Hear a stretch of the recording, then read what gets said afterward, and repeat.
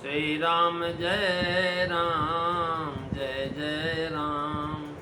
श्री राम जय राम जय जय राम।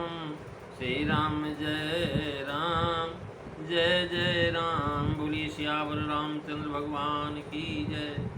वृंदावन बिहारी लाल की जय। उमापति महादेव की जय। पवन सुत हनुमान की जय। सब संतन की जय, सब भक्तन की जय। सच्चियाँ जोता वाली माता तेरी सदा ही जय। बोल सनातन धर्म की जय।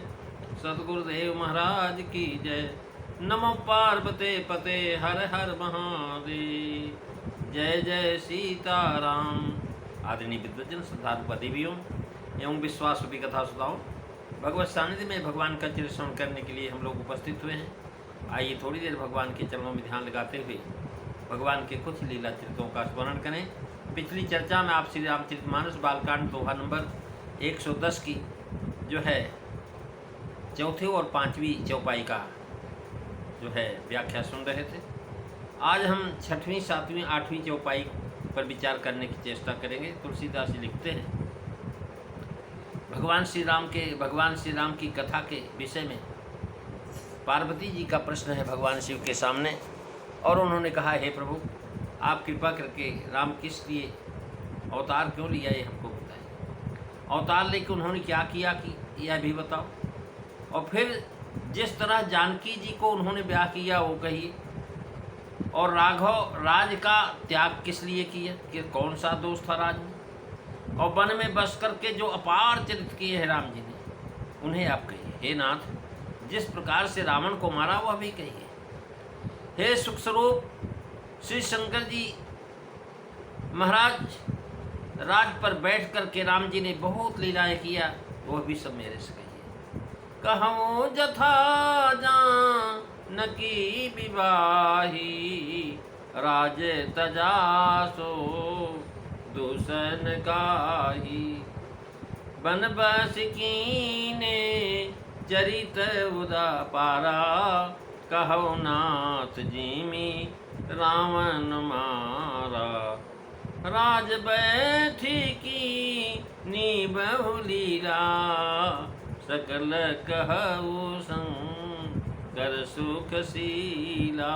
मंगल भवन अमंगल हारी, द्रवौ सुदशरथ अजीर बिहारी।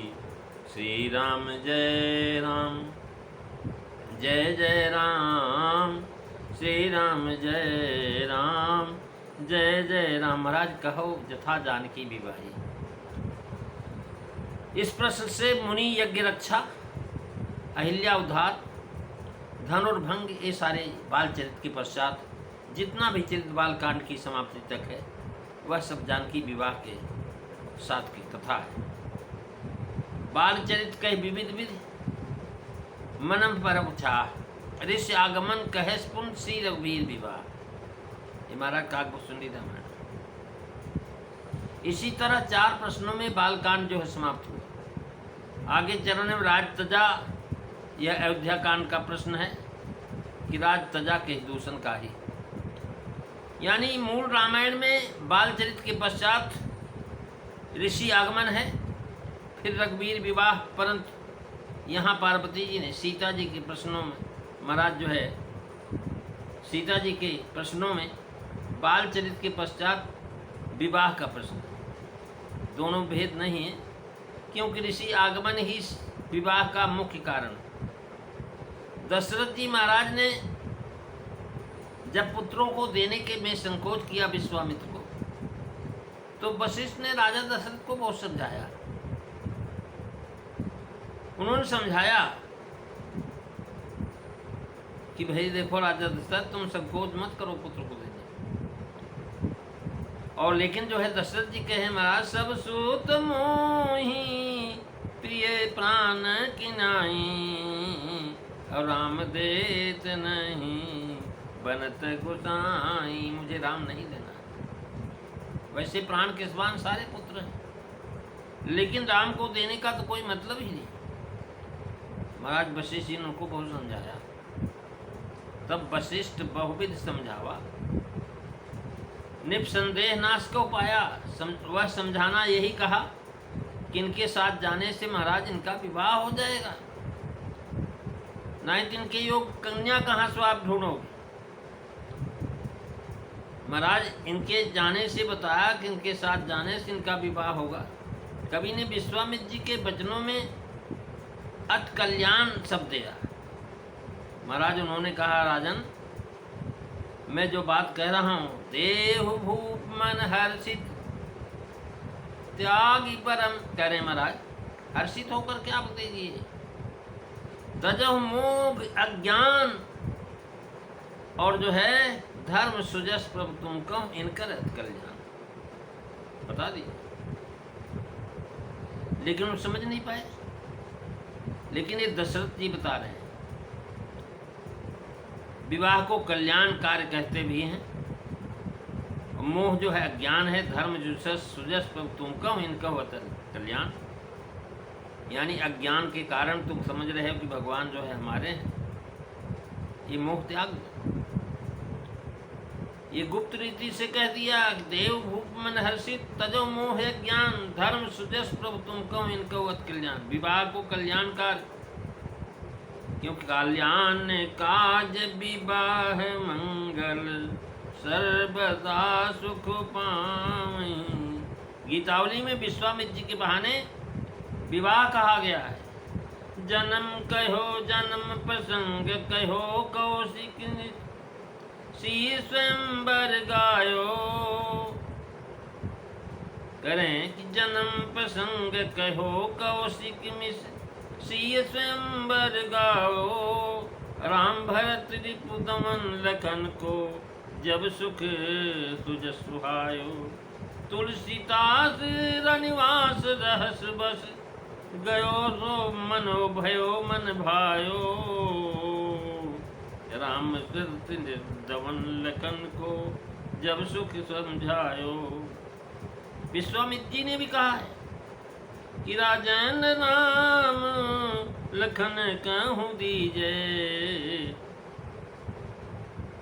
राजन नाम लखन कहूँ दीजो।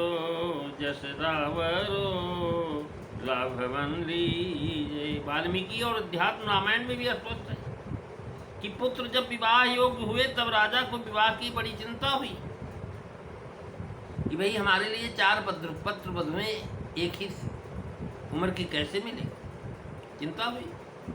उसी समय शिव जी विश्वामित्र जी आगे महाराज, भगवान शिव भी आगे। अथ राजा दशरथ तेषां तारक प्रियां पति चिंत्यामास धर्मात्मा सोपाध्याय स बांधवा। तस्य चिंतने मानस्य मंत्री मध्ये महापद्मन अभ्यागच्छन् महातेजा विश्वामित्रो महामुनि। महाराज जिस समय धर्मात्मा राजा दशरथ मंत्रियों और बंधुओं गुरु के सहित पुत्रों के विवाह के संबंध में विचार कर ही रहे थे, उसी समय महातेजस्वी धर्मात्मा विश्वामित्र जी महर्षि का आगमन हुआ। और फिर कहते रामो न मानुषो जात परमात्मा सनातन।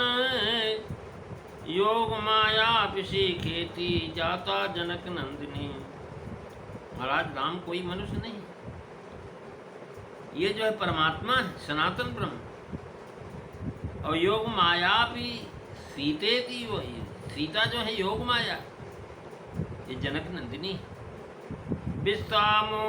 विश्वामित्रो विरामयं ताम योजनी तुयागतः। एतद्वेतमं राजन्न वक्तव्यं कदाचनम्। अर्थात वशिष्ठ जी ने समझाया कि राम जी मनुष्य नहीं हैं,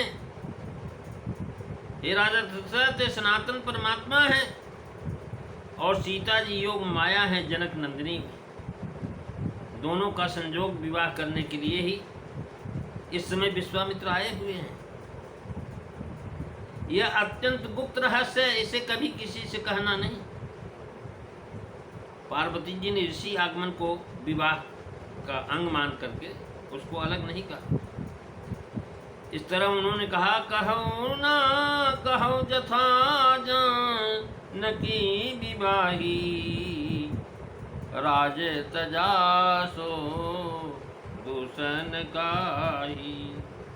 महाराज ये प्रसंग जो है आगिल कथा सुनहमन लाई से बालकांड के अंत तक है। ये जानकी विवाह की कथा मूल रामायण के अनुसार आगिल कथा सुनहमन लाई रहे कीन विप्रंस पर दाया। महाराज दाया भी करते भगवान। अब यहाँ जथा जानकी विवाही भाव यह है कि जयमाल स्वयंवर में ब्याह या पण स्वयंवर में शादी हुई या वीर शुल्का प्राप्त हुआ या ब्रह्म विवाह विधि से ब्याह हुआ अथवा दुष्यंत शकुंतला की तरह से महाराज गंधर्व विवाह हुआ। कन्या की इच्छा से कन्या के पिता आदि युद्ध करके ले आए, ऐसा तो नहीं। भाव है कि माता पिता ने कन्या देख करके विवाह नहीं किया, अपने पुरुषार्थ से रामचंद्र जी ने जानकी जी को ब्याह है। तो सब कथा में राज तजा सो दूषण काही। दूसरा प्रश्न है कि महाराज किस दोष के कारण राज छोड़ दिया। इस प्रश्न से जनाया कि राज्य में कोई दोष देखा होगा तभी तो उसे छोड़ा राम जी ने, नहीं तो क्यों छोड़ते, इसीलिए छोड़ा। नहीं तो राज के लिए लोग संसार में क्या नहीं करते। उस पर भी अवध राज सुरराज सिहाही ऐसे राज को क्यों छोड़ते राम जी। इसका उत्तर शिव जी ने कहा, भूप तजो अभिषेक समाजो, चाहत देव तुम्हें जुबराजो, राम करव सब संयम आजू, जो विद कुशल निभाए। महाराज उन्होंने कहा कि तुम्हारा रात तिलक होने वाला है, इसलिए संयम करो। और राम जी ने सोचा कि भी हम सारे भाई एक साथ पैदा हुए, एक साथ नामकरण हुआ, एक साथ जो महाराज यज्ञोपवीत हुआ, एक साथ विवाह भी हुआ, और ये बात क्या है कि हमारे कुल में गलत हो रहा है कि महाराज छोटों को छोड़ करके बड़े को राज दिया जा रहा है। ये महाराज भगवान सोचते हैं ये तो विमल वंश में अंचित को बंधु विहाय बड़े हबसे। प्रेमी सज्जनों ने इसकी पूरी चर्चा आप अगली कथा में सुनेंगे। आज बस इतना ही। आज हमने पहली चौपाई जो है दोहा नंबर 110 की जो है 6वीं चौपाई का भावार्थ सुना। कल जो है हम 7वीं 8वीं चौपाई पर विचार करने की चेष्टा करेंगे। बोलिए सियावर रामचंद्र भगवान की जय। श्री राम जय राम जय जय राम। श्री राम जय राम जय जय राम। बोलिए सियावर रामचंद्र भगवान की जय। जय जय सीताराम। सभी को